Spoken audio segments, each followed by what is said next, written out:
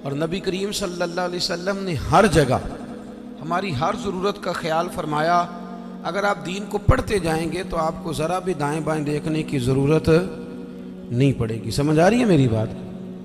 ये बाल दाढ़ी का हिस्सा है, इसका भी जिक्र हमारे बुज़ुर्गों ने कर दिया।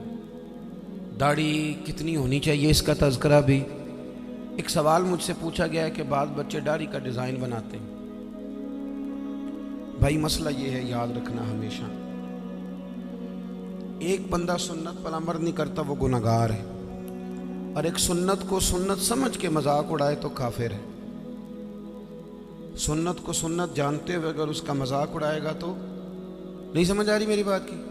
हमारे बच्चे डिज़ाइनों पे चलते हैं बेचारे, पता नहीं किसकी नज़र लग गई, और बड़ी चीज़ें हैं, लेकिन दाढ़ी के डिज़ाइन बनाना और गलत हरकत करना ये तो एक इंतहाई मज़मूम हरकत।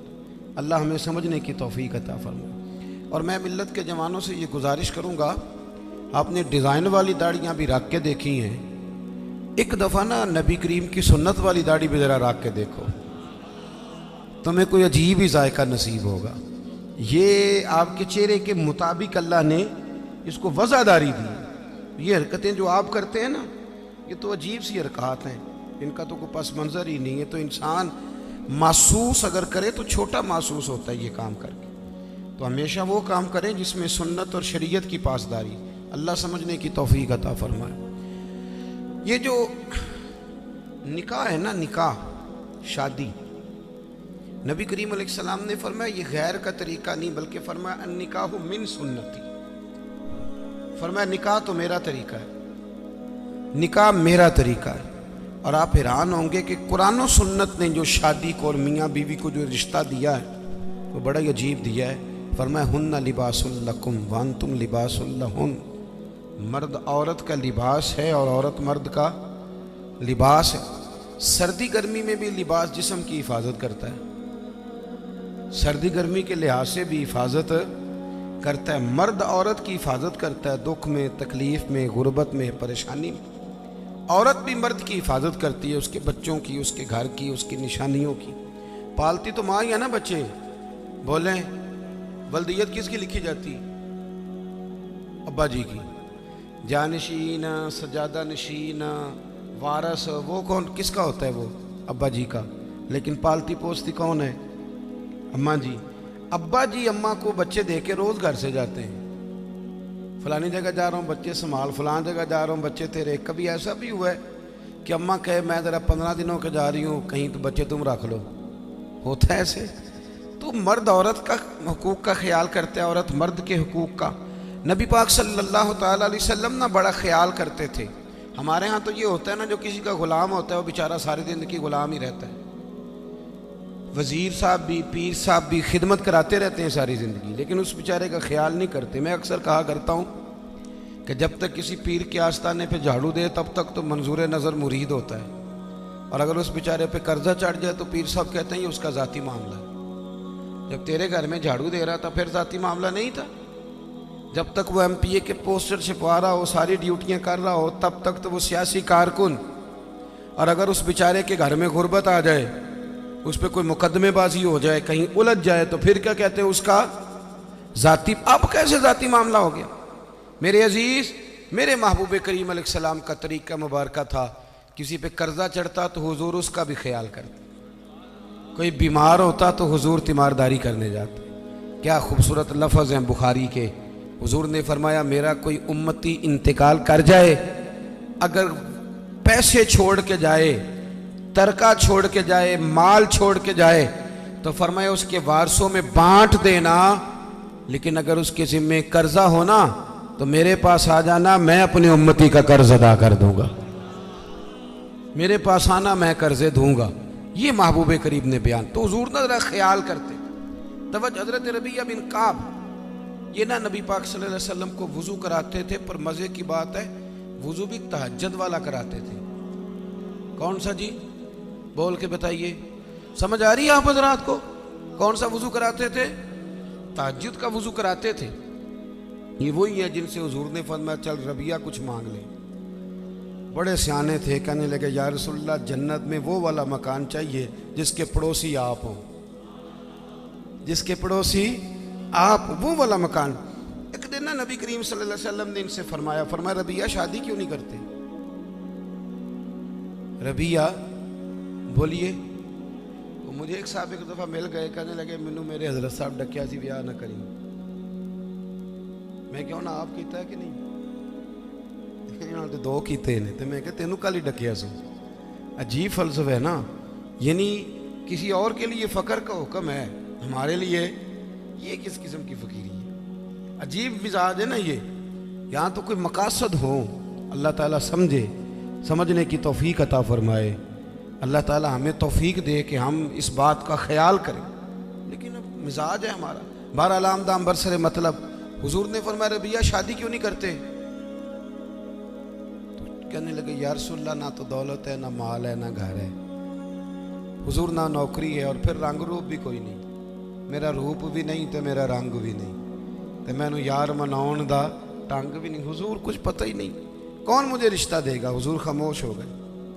दूसरे दिन फिर वुजू कराने आए तो महबूब ने पूछा रबिया शादी क्यों नहीं करते? अर्ज करते हैं कि या रसूलल्लाह ना घर मकान, ना जायदाद, ना कोई और शय, कौन रिश्ता देगा? हुजूर अलैहिस्सलाम खामोश हो गए। एक बड़ी खूबसूरत बात लिखी है साहिब सीरतुन नबविया डॉक्टर अहमद अब्दुल रज़ाक ने। वो लिखते हैं कि हज़रत रबिया बिन काब कहते हैं जब दूसरे दिन भी मैंने मना कर दिया ना, तो मेरे दिल में ख्याल आया रबिया तो बड़ा अजीब आदमी है, जब नबी पाक फरमाते हैं शादी कर ले। समझ आ रही है ना आपको? जब हुजूर फरमाते हैं शादी कर ले तो तू ये दलीलें क्यों देता है? तुझे तो चाहिए तू कह दे हुजूर जैसे दिल करता है वैसे कर ले। एक गुलाम के लिए हुजूर बंदोबस्त कर, जैसे दिल करे वैसे। कहते मैं तीसरे दिन इरादा करके गया कि आज हुजूर ने पूछना है तो मैंने बता देना, पर सारा ही वुजू हो गया, अल्लाह के नबी ने पूछा ही नहीं। मेरे दिल में ख्याल था आप पूछेंगे, वुजू मुकम्मल हो, लेकिन हुजूर ने पूछा। कहते अब हुजूर मैं अब खड़ा हूं, महबूब फरमाने लगे हो गया वुजू जाओ।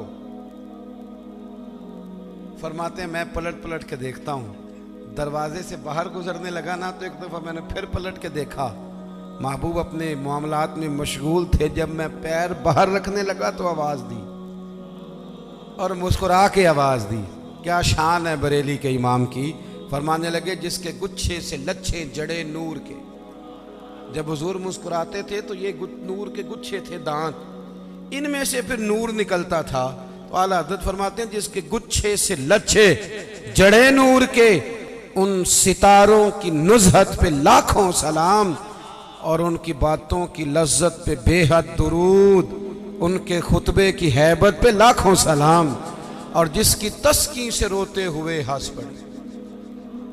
हुजूर जरा सी तस्कीन करते थे तो रोने वाला हंस पड़ता, तो फिर बड़ा इंतजार करना पड़ता होगा, 2-2 घंटे हुजूर मुस्कुराते नहीं होंगे। तो आला हज़रत फरमाते नहीं भाई ये भी मसला कोई नहीं, ये भी मसला कोई नहीं कि 2 घंटे के बाद मुस्कुराएंगे तो रोने वाला हंसेगा। फरमाने लगे जिसकी तस्कीन से रोते हुए हंस पड़े, उस तबस्सुम की आदत पे लाखों सलाम। ये तो आदत है नबी पाक की, तुम्हें इंतजार नहीं करना पड़ेगा, तो आदत है हुजूर। तो हुजूर ने फरमाया शादी कर लो। कहते मैं मुस्कुराया, दौड़ के वापस आया, या रसूलल्लाह जैसे हुक्म हो कर दे। मेरे महबूब की भी क्या बात, क्या अंदाए हैं रसूल करीम की। हुजूर ने फरमाया फलां कबीले के सरदार के पास जाओ, उसे जाके कह कि अपनी बेटी का निकाह तेरे साथ कर दे। आप फरमाते मैं गया, सलाम ली, अंदर दाखिल हुआ, उन्होंने बुलाया, मैंने कभी हुजूर ने भेजा है। और महबूब ने कहा अपनी बेटी का निकाह मेरे साथ कर दो। हज़रत रबिया बिन काब रदी अल्लाह तआला अन्हु फरमाते माँ ने उसके बाप की तरफ देखा, उस लड़की के बाप की तरफ, और लड़की के बाप ने माँ की बड़ी बड़ी जो है वो फिक्र होती है लड़की के माँ बाप, दोनों ने एक दूसरे की तरफ देखा तो इनकार नहीं किया कि मैं नहीं, हमने नहीं रिश्ता देना, बल्कि लड़की का वालिद कहने लगा कि महबूब से अर्ज करना मैं आऊँगा, मैं खुद आके हाजिरी दूंगा, उनसे अर्ज करना मैं आऊँगा। हज़रत रबिया बिन काब रदी अल्लाह तआला अन्हु कहते हैं मैं निकल रहा था, नबी रहमत सैयद आलम सल्लल्लाहु अलैहि वसल्लम का वो पैगाम लेके, तो मैं निकल रहा था, मैं आगे बढ़ रहा था। फरमाते हैं जब मैं दरवाजे से बाहर हूँ, तवज्जो है ना मेरे दोस्तों की, कहते हैं जब मैं दरवाजे से बाहर होने लगा ना, पैर रखने ही लगा था, तो वो लड़की पर्दे के पीछे से बोली, तवज्जो है मेरी बात पर, वो खातून पर्दे के पीछे से बोली और बोल के कहने लगी, गुलाम ठहर जा। तो मैंने पलट के देखा, मैं रुक गया तो अपने माँ बाप को मुखातिब करके कहने लगी, अब्बा जी आपको मेरी फिक्र है ना, अम्मा जी आपको मेरी फिक्र है ना, आप मुझे नबी करीम के हवाले कर दें, मुझे उम्मीद है रब रसूल मुझे कभी ज़ाया नहीं फरमाएंगे। अल्लाह नबी मुझे ज़ाया। हज़रत रबिया बिन काब कहते हैं मैं वापस आ गया, सारा बंदोबस्त हुजूर ने करके दिया, सारा बंदोबस्त। अब बात को समझें, दीन हर जगह इंसान का ख्याल करता है। फरमाते हैं नबी पाक सल्लल्लाहु अलैहि वसल्लम हज़रत उस्मान गनी को बुलाया, फरमाया खजूर की गुठली के बराबर से होना चाहिए। हज़रत उस्मान कहने लगे हुजूर हाजिर हो जाएगा। फरमाया उस्मान पूछोगे नहीं मैंने क्या करना है? अर्ज़ की हुजूर बता दें क्या करना है। फरमाया रबिया की शादी है, इसने अपनी बीवी को हक महर देना।